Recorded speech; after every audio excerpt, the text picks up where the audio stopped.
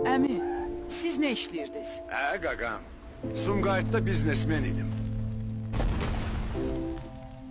Xala, sizin günahınız nə qədərdir? Ay bala, bilmirəm, rədd ol da buradan. Sen ne işle meşgul idin dünyada? Gözəlliyimlə pul qazandım. Ay dayı, sen ne işle meşgul idin? Ay oğul, indi eşeği yerine seni de keserem ha. Resul, bura haradır? Aya qaqan, gör nə qaracaq. Nə işlə məşğul idiniz dünyada? Mollalıq edirdim. İnşallah günahım azdı. Siz nə işlə məşğul idiniz dünyada? Köhnə icra başçısıydım.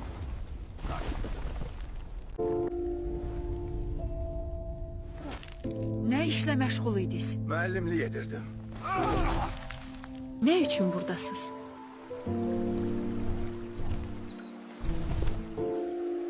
Mən vətən şəhidi idim. Hər şey vətən üçün. Nə işlə məşğul idiniz?